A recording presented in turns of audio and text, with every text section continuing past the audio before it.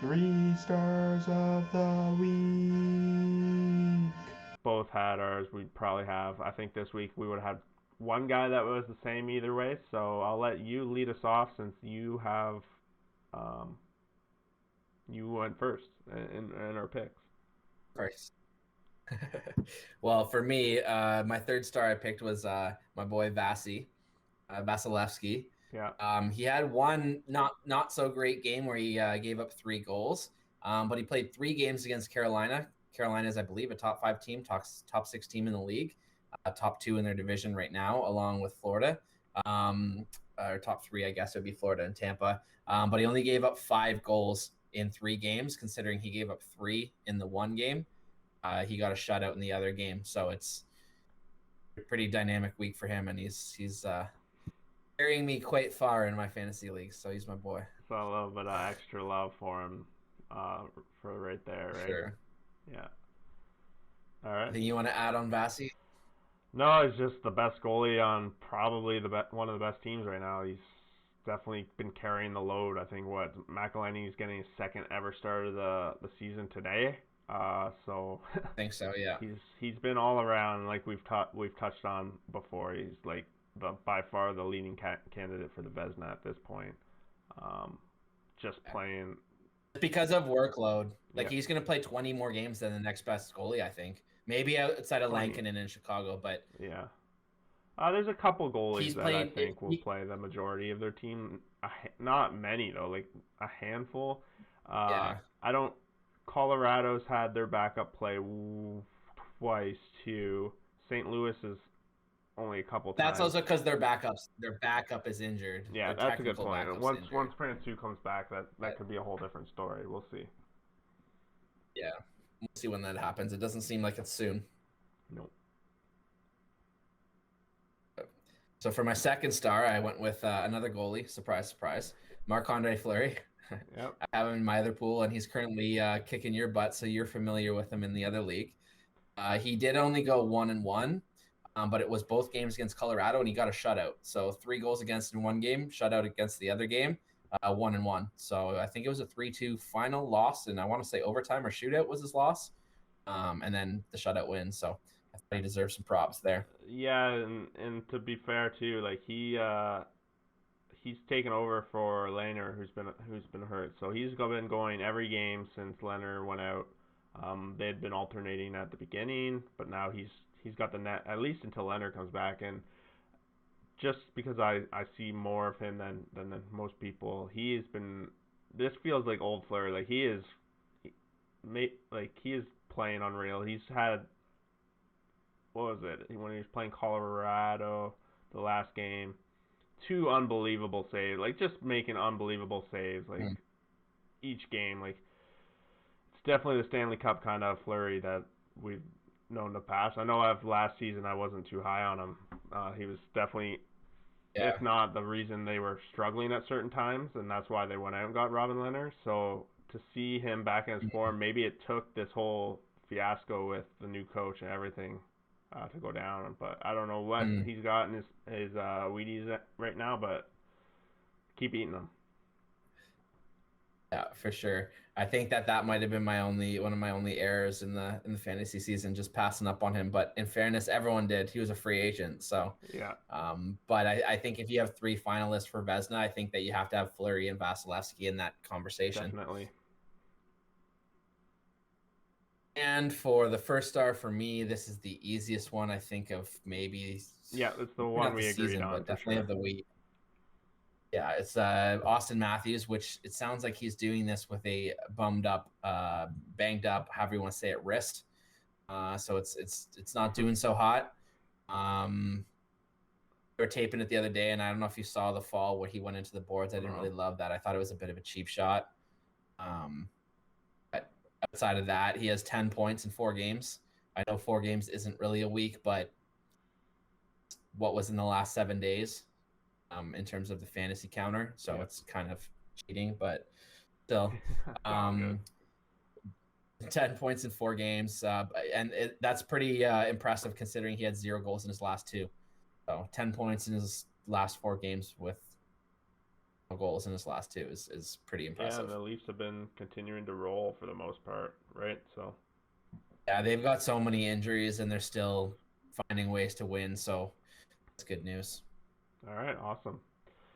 So for my 3 stars here, my third star I'm giving out to Brady Cachuck, mostly to his last 2 games. Ottawa won; they upset the Habs 2 games in a row here, and right now they're beating Calgary, so potentially 3 in a row. But in the last 2 games alone, Brady Cachuck 3 goals, 1 assist, 1 game-winning goal, and I believe it was in overtime. I think so. 12 shots and 12 hits. So this guy is just a force whenever he's on the ice. Typical Cachuck fashion, playing like his dad, playing like his brother. It's great.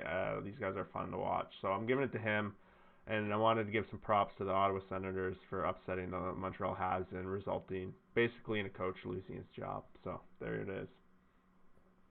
My second star of the week is going to LA Kings, Jonathan Quick. 2-0 last week, one goal against, 1 shutout. The Kings are on a roll themselves.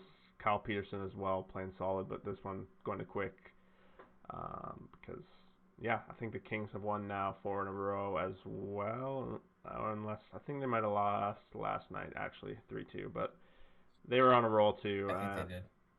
And honestly, it's a lot to do with their goalies keeping these games scoring low, and Jonathan Quick. Is he back to Quick back in the day? Probably not.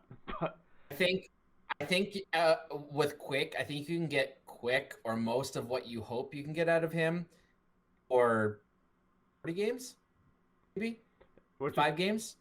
To expect to get him for 65. But that's perfect for that. The Kings, that's all they want from Kick with Peterson right in the back. I know you're a fan of Peterson, but I don't think he's good. I don't think he's a good fit in that other half of that tandem for LA. I think one of those 2 pieces has to move out for the proper piece to move in. Okay. Potentially. Logically, it seems like Pedersen for me, just because that's the easier one to move out. Mm-hmm. But to me, I don't think LA can take another step forward with both those goalies. I don't love situations where it's like the old guy who still wants the net, the young guy who's trying to earn the net. Like what the Rangers had to deal with last year, right? Hmm. Yeah. Usually those situations don't turn out amazing for one of the players. Yeah. And if it's the prospect, you've just ruined one of your prospects in the pipes that you spent years to develop. Yeah, for sure. And that's interesting because that brings me to my first star of the week, Capo, Kakanin, whatever. But it's kind of that same situation, except Minnesota got rid of their goalies in front of him. So this net is potentially his for the keeping right now. Minnesota is on a tear. They've won 5 in a row since coming back from their COVID outbreak situation. 4 in a row, sorry. But Cochrane, I think it is. Yeah. Kakanin has all 4 wins, .945 save percentage. I had to give it to him, and mainly too because I want to give props to the Wild, who are making this race in the West for the 4th, 3rd spot interesting. I know at the beginning of the season that was one thing I kind of wanted to cheat and ask you is I think we agree on the top 3: Colorado, Vegas, St. Louis. I'm pretty sure we agree on that. Mm-hmm. Who are the next 2, and who is the one you're favoriting in that division? So for me, at the beginning of the season, my 4th was Minnesota, so I'm going to stick with that for now. My 5th it's been upgraded. It is the Kings. So these 2 stars here kind of go in line with them, with where I see the teams in the rankings overall. Honestly, I wouldn't be surprised if both these teams can get in and one of the other teams miss out, just because the season's so short and anything can happen. Wouldn't surprise me. Yeah, it's true.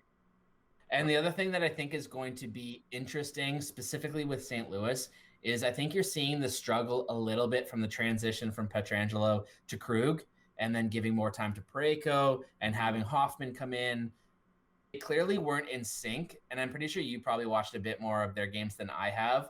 But just watching the highlights, I could tell they weren't. Maybe one of the lines was going, but not the whole team. And where I'm going with this is once Tarasenko comes back, I've talked about this before. When you have a guy at the top of the order that pushes everyone else down, sometimes there's an adaptation phase. Yeah. And that adaptation phase if it's 7 games. In a normal season, really big deal. It's a couple weeks, right? It took Hoffman. But here, it's a big deal. It took Hoffman a while to get going, but it looks like he's starting to get going for them.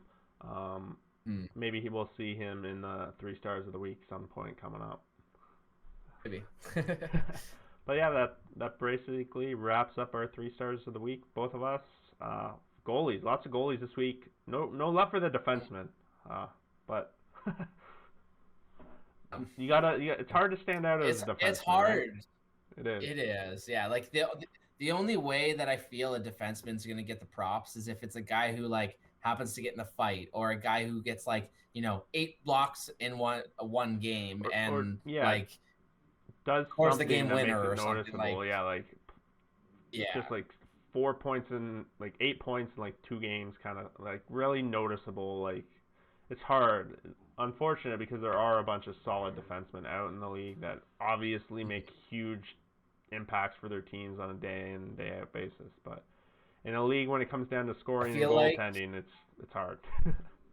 Yeah, I feel like there's a couple defense moving forward that might get the call. Like for example, I think Hedman might find his name pop up again. Yeah, I look every week to see if I can justify, but I can't. A defenseman, yeah. I feel like there's going to be a week out there or a couple of games where Dumba goes off and gets his traditional, 4 or 5 goals in a week, and 1 or 2 of them are game winners or something. Yeah. I mean, that's what he always does that every year. He has a hot run, so I could see something like that. But unless like Brent Burns like has a week, or like Letang has a week, or like Morgan Riley has a week or something like that, maybe an Ekblad. Outside of that, like you're kind of running options thin a little bit on the D side. Definitely.